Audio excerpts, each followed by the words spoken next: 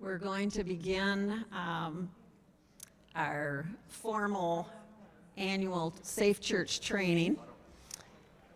I want to welcome all of you here. I have a sign-in sheet that we'll pass around in case you didn't get your name on that. I'd really appreciate you doing that. And we've got Harley back in the sound booth, and Mike, I want to thank both of you men for serving us today. We are recording this, so if I'm a little more formal than normal, that's why. I'm just so glad to see so many of you this morning. And we will try to keep this to our 30-minute promise. So without further ado, I'm going to get going. Let me have this sign-in sheet. Can we just pass that around? Oh, with a pen would be good. Here we go. Great. So my name is Jane DeGroot, and I serve as a Safe Church coordinator to Classis Muskegon, as well as a member of the Safe Church team here at 2nd Christian Reformed Church. And I'm here presenting this morning with our long-term coordinator of student ministries, Rob Wagonmaker, and relatively recent hire, Annie Hooksma. I just want to thank you for attending this presentation, but more importantly, I want to thank you for your commitment to this church and to the volunteer work that you do. We all play a very important role at church, and either you're a volunteer or you're a staff member. Is there anybody here that doesn't fit one of those roles? Okay, well, wherever you fit in, our work could not get done without you. You're a vital part of the life of our church, and I hope you know that. It's very humbling to be involved in a church that's experiencing such dynamic growth and enthusiasm. We've been blessed beyond measure, and with highly qualified staff possessing outstanding talents, we've got a broad and thriving volunteer base. Every week, I'm meeting new people. The children's program is growing. We heartily acknowledge that all these gifts are gifts from God. But with those blessings come responsibilities, and that's where our excellent Safe Church team steps up. We've got Marie Reisinga and Barb Fritz, who are currently taking care of kids downstairs. And in addition, Lori Butendorp and David Kieft are on our Safe Church team. Our job is to equip our congregation in issues surrounding abuse. This includes abuse awareness, response, and prevention. So if you have any questions or concerns about something that you've witnessed or heard in church, in the nursery, in childcare, Bible school, anywhere, outside, please don't hesitate to contact any one of us on the team. We would be glad to talk with you about it. We'd like to discuss it. If you're at all thinking something is off, better to say something up front, and then we'll talk through it and decide what needs to be done. Sadly, the incidence of children being sexually abused is about the same within and without the walls of church. Professionals who work with sex offenders are impressed at how well a sex offender can tell a lie and be believed. They cite several reasons for this. First, we just aren't adept at detecting when someone's lying to us. The offender looks like us and sounds like us. And if that weren't bad enough, we think we're good at detecting when someone is lying, right? Did you question my first statement saying that we just aren't good at detecting when someone's lying to us? And then thirdly, the things that most people think will help them detect deception won't. And lastly, the things that signal deception are subtle and easy to miss and not well known. Child abusers build their lives around lies. Some will get away with it, at least for a while.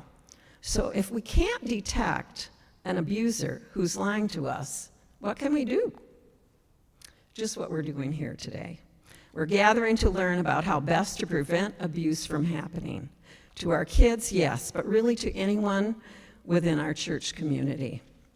And one of the best things that we can do as a team is to create a safe church policy and follow it. This is our updated policy, 2024. I hope you all have a copy. If not, I have plenty more down here. And also with it, I would like you to pick up an additional extra copy of this profile. There's one in your packet, but it's in the middle.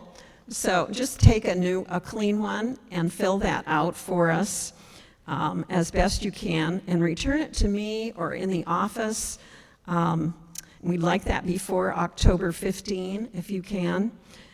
Once I've received your profile, then your name and your email address will go into a new system that the leadership team has approved that's called Protect My Ministry. It's a background search company, and you will then be sent an email. It doesn't say Protect My Ministry on the letter or on the head of the heading. It's more like Ministry Mobilizer.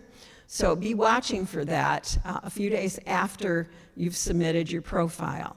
Once Protect My Ministry gets your email address, they will send you a request. Well, in the email that you get will be a link to the Protect My Ministry company, and then they will send you something that you fill out through that link, and they'll run a background check on you, on everybody, including myself, and then we get a report, the Safe Church team gets a report from them saying that you have been cleared. So that's how that works. It's not as complicated as I've just described.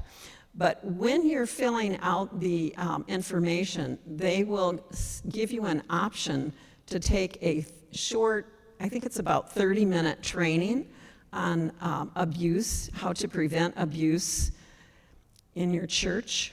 And I would really like you to take it. It's not hard, but it's really good information. And then when you're finished with that little training, they will give you a quiz.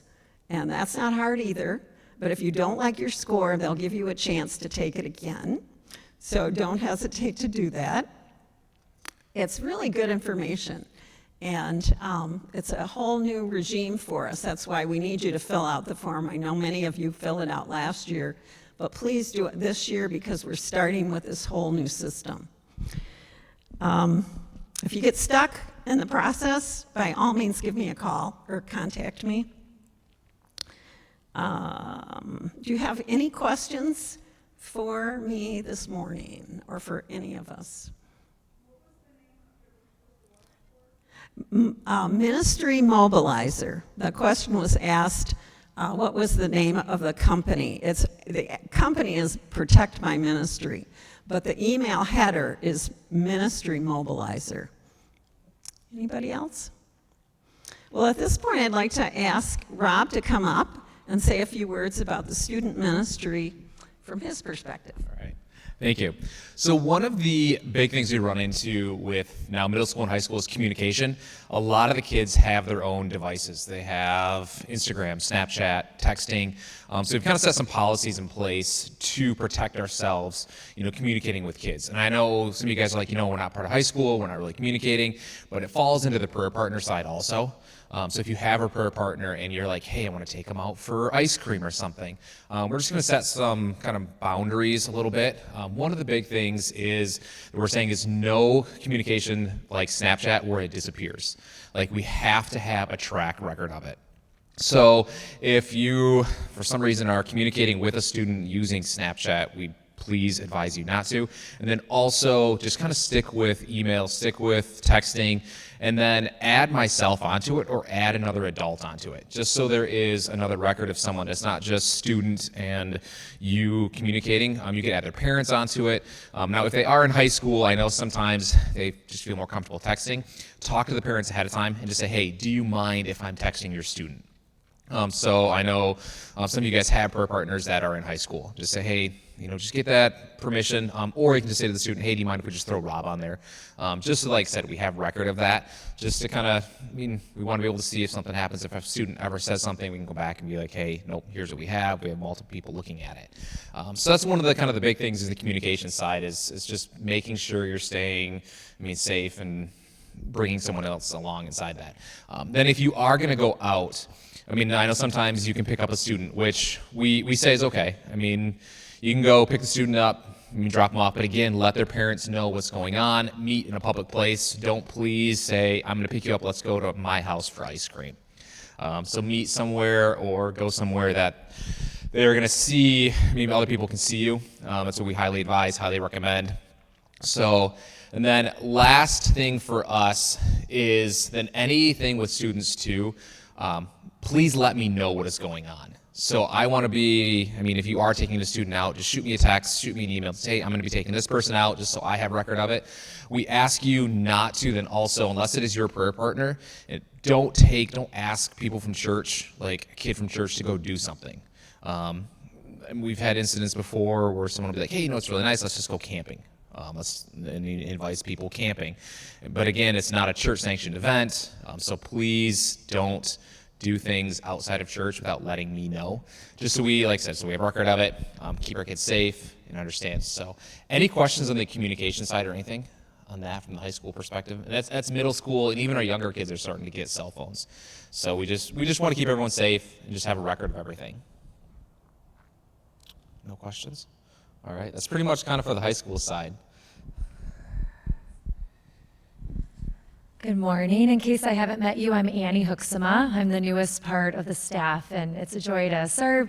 And it's hard to do a training like this because we're in a fallen world. And so as things continue to be exposed, it's just our prayer that our children's ministry is solid in our knowledge and that you feel like you have the tools and that you are well equipped to serve well and confidently. So you don't come in thinking, is this okay? Is this not okay? I would just ask you to read through the policies for if you're serving with our little lambs in 2s and 3s.